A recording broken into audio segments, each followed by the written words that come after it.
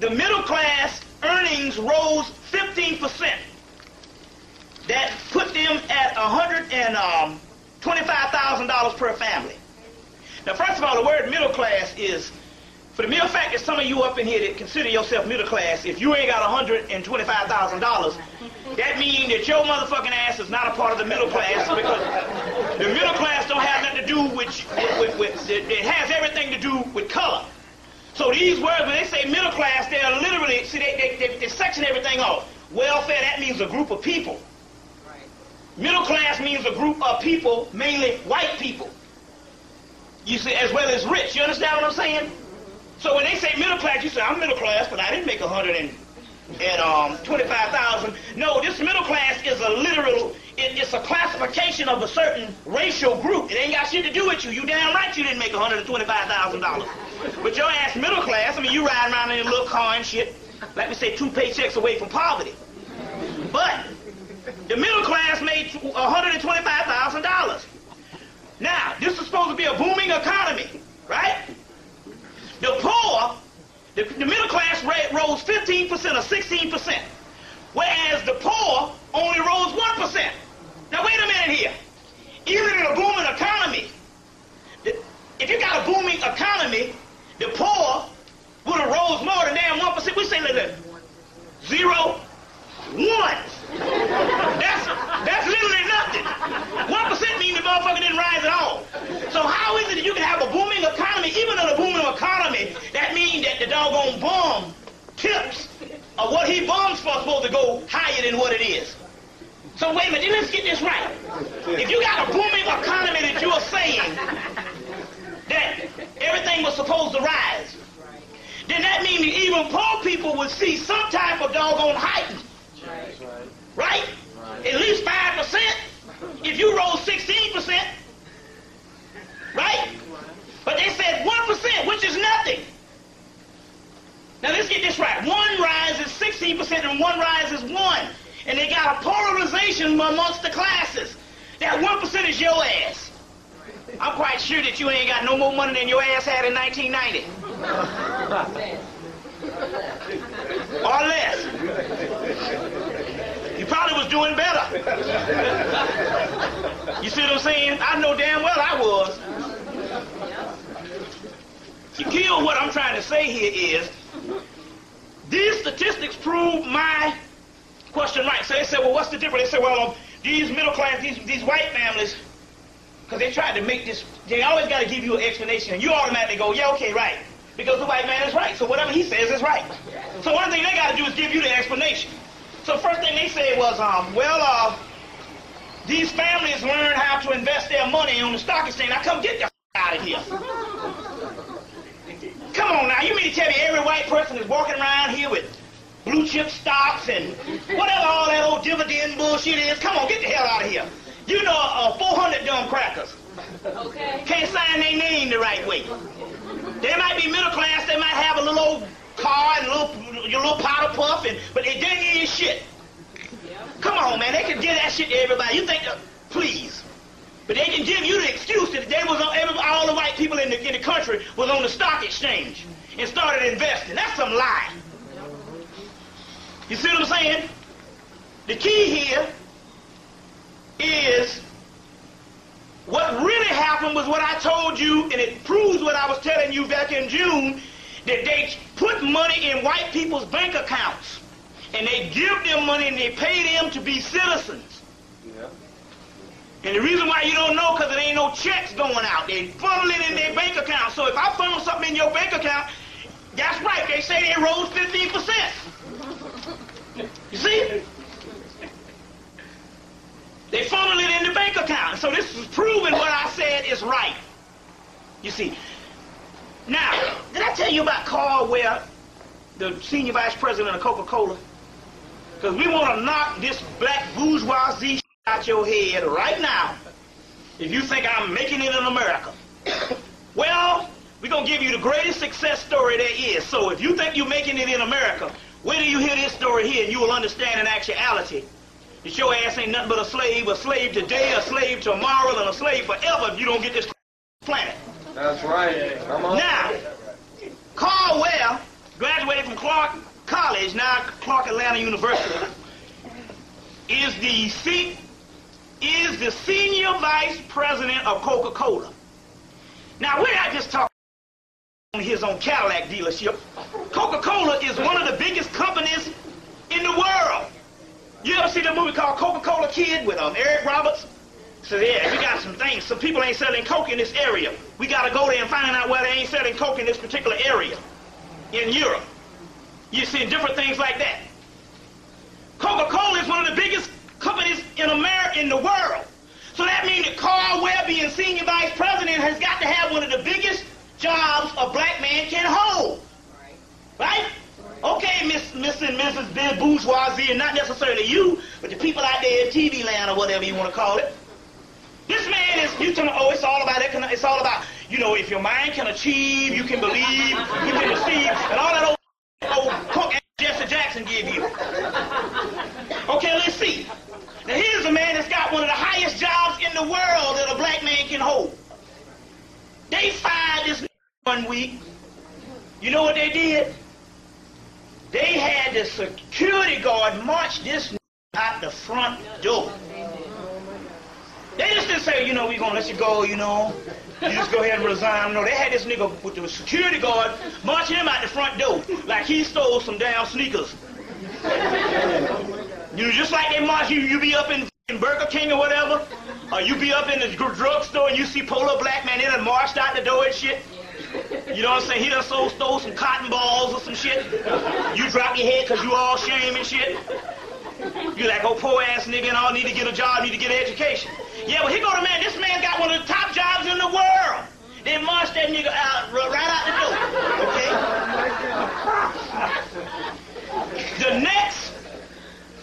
The next day, the suit broke based on these black people sued Coca-Cola. So they was like, oh, shit. We just fired the senior vice president. That means everybody in the world gonna get paid from us. So they had to go rush and get their brother back. Probably say, we're going to give you $10 million. Oh, my God. You thinking that's a lot of money. This is Coca-Cola. $10 million is like a dime. But we can't understand the concept that white people don't even operate on money. That's a... You understand what I'm saying? $10 million is a lot for you because you can buy a whole bunch of shit with that. White people don't even deal with that on that level. So they can give you $10 million. They print $10 million every doggone minute. That's nothing to them. So they probably gave him a whole bunch of money. So he came on back. But see, this is the problem here. Now this man was the senior vice president for like 16 years. But that means he has actually become fat from the spoils of that company. You see what I'm saying? So my point here is that he was supposed to go, wait a minute, hold on. I'm going this 60 and shit, you know what I'm saying? Prostate acting up, you know what I'm saying?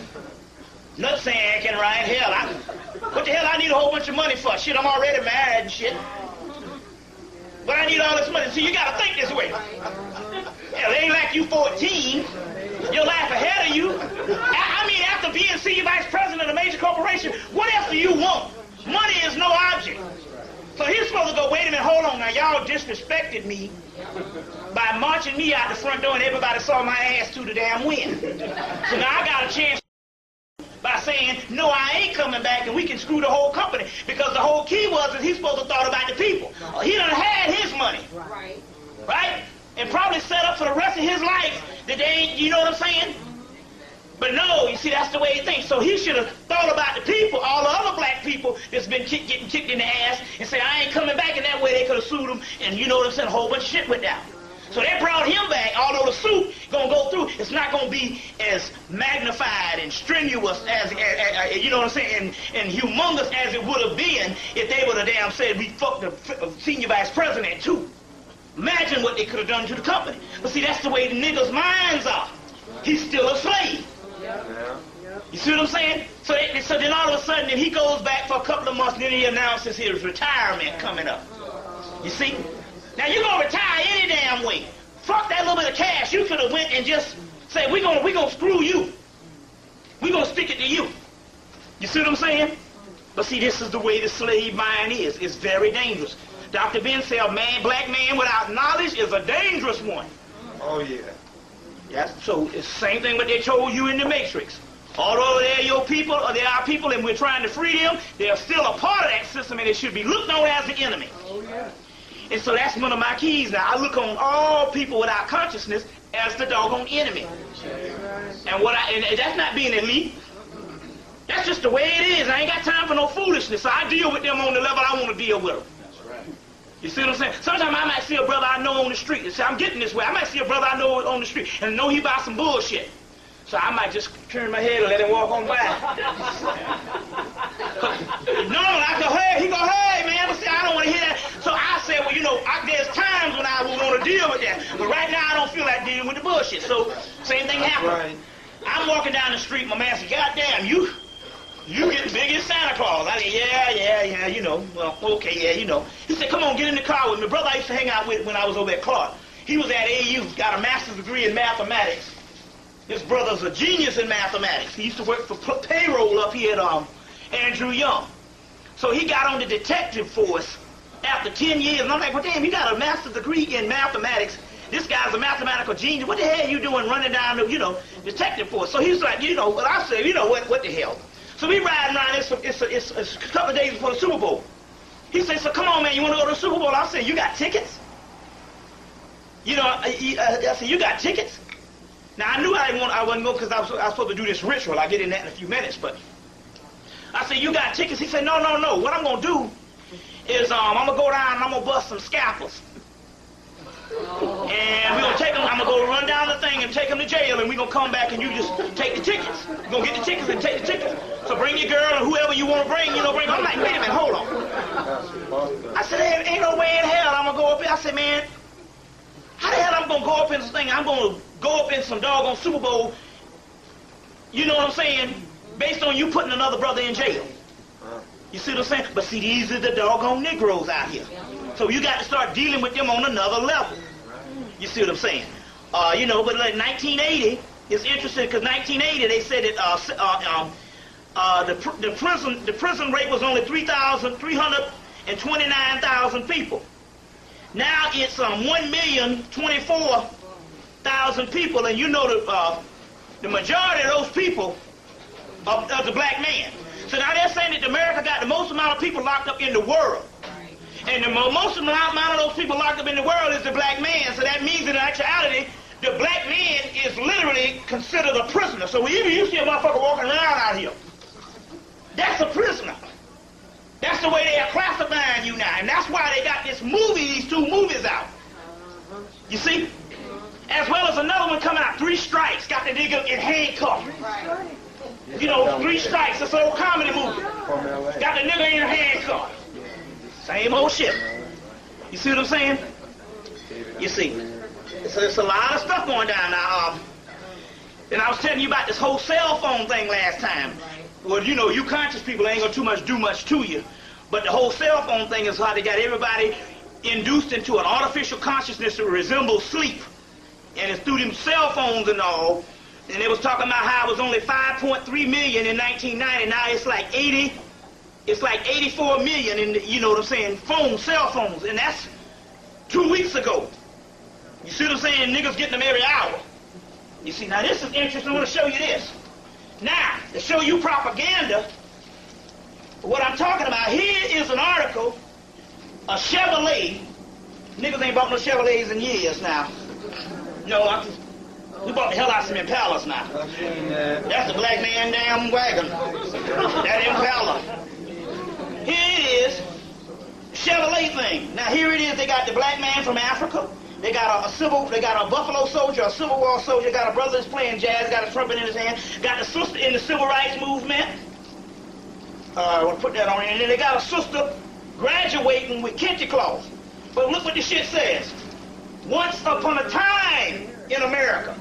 That means that none of these people on this picture is around anymore. See, once upon a time, you said, oh, you just reaching. No, that's the way shit goes. Remember, even Richard Pryor told you, I saw Rogan's Run, and wasn't no white black people in a futuristic movie. That means they didn't intend for your ass to be there. So when you see this is subtle. It says once upon a time in America, so even her ass is extinct. You see what I'm saying? And so they say, man, even with the education thing now, they're saying we losing ground big time. You see, with the education thing and all, they get rid of a lot of these black colleges coming up. Whole bunch of shit going on, and my boy is just all hurt about how, man, even Clark and all them, man, it's just like wild over there. Nobody into no consciousness. And we went over there the other night, and my boy did a lecture, so they called me through to back him up. You know, look, the Egyptology thing, trying to get the freshmen into something. So I came through. I was going to do the, historical origins of Christianity. 10 people showed up. And the rest of the people in there was the fraternity brothers. And I said, now, this is interesting. In '95, I did 2 days a week for the entire week of Black History Month, and we had people all out the door. But see, that was coming off of the whole Public Enemy, KRS-One, X-Clan, you see what I'm saying? Paris and all the other type of rap. Yeah. So now they done switched that shit to Biggie and all these, and especially Puff Daddy and all about getting paid. You see what I'm saying? And all this shit here, getting paid and being the best hoe you can be and stuff like this and all. You see what I'm saying? So they done switched it. So now the conscious level is gone now. So the freshmen, they don't know nothing about no consciousness because you see the government then came in and they done switched that whole shit. It's all about juvenile and these motherfucking niggas about getting paid and to back that ass up. So now we got 10 people. Whereas 5 years ago, even though that was later, because it was early 90s when it was dealing with the whole X-Clan stuff, even 5 years ago, 1994, 1995, 1993, I used to come up there and we used to have people all out the back, all out the door. That's a, you know what I'm saying, a huge crowd. The energy used to be so strong until I'd be hollering to the top of my voice. And I said, damn it, because there's a lot of young, powerful energy up in here. But all that shit changed now. 10 people. You see, so my man was like, oh man, he's like, man, this whole thing, he said, attack on education. I'm like, wait a minute, you know what, that's good. I say, because the underclass got their ass whipped the first 10 years. Now it's your fucking time. None of us get up out of this shit. So down to education. You see what I'm saying? If they can go through it, if our brothers and sisters in the project can get killed and get their ass whipped, we need to feel the goddamn heat too in the comfort zone. So now because your daughters is resembling juvenile and all them assholes and shit, that's fitting. Nobody gets up out of this shit. He was like, I was like, look, man, just think about it. I said, let's just break this thing down. I know it's bad out here. I say, but in actuality, that's good. He said, what do you mean? I say, look, let's just look at this thing for a minute. If the white man is so devastating based on historically to us, even with the slave thing, even with our ancestors, even what he has done to the underclass. And if you're saying that I want some comfort zone and I would love it for every black person to be at a level where they're comfortable and have nice things and basically doing all right, I'm like, then that means that in actuality, the white man's system would appear to be good, and in actuality, he would be all right. And based on what he did to us, I would rather have pain and suffering. I say, so give me the damn pain and suffering, give me the most wretched, putrid feces, because that creates an enigma. That means in actuality that ultimately, he could not get certain things right, and we literally show America being fucked up in our demise. You see what I'm saying? So, in so many words, I was trying to say, why in the hell you want us to even do good when you think about it? That's the question. Why would you want us to even do good in a bullshit society that'll rape your grandmama? To do good is to pay honor to this society, so fuck the dumb shit. Give me pain and suffering. That's right. Yes. That's right. That's right. Give me a cane and I'll walk around with a goddamn limp. I'll be the papa. Because why? Just think about it. Why would I want to develop and prosper in this society? This see, you see, all of us. So obviously, we're talking about somebody taking the polarities of the yin and the yang out, the light and the dark, the destruction and the flow of time, flow of energy to create, the flow of energy to destroy, which is both dual natures of Christ. And trying to put it to this particular figure that they created a couple of years ago. So, going back to this particular power we're going to deal with is based on sexual energy. That is the way of action. I mean, we get all of the other energy, and you can get the visions and all this type of stuff here. But we're talking about here a power that is based on sexual energy. We're going to get into that also today. Give me some more questions. Any more questions? I know. Yeah, what's that? The Atlanta child murders. Yeah. I was told today by my neighbor that it's still going on. The Ku Klux Klan are still abducting young men. Probably so. As you know, it's interesting. Now, I'm down there in a lecture back in 96. Yeah, 96. Sister stepped up to me in the lecture. She said, you know, one of my children was murdered. I said, oh man. I said, you the first person. I've been here about 15 years. I never have it. You're the first person I know that I actually met that was the mother of one of the children. She said they came and got her and took her to the place where her daughter was, and the daughter was still living. She was telling me this in the lecture. And she said the daughter looked like she was about 80. Although she was, I don't know, 8. She looked like she was about 80. The experiments that they was doing on her. In so many words, they couldn't say anything.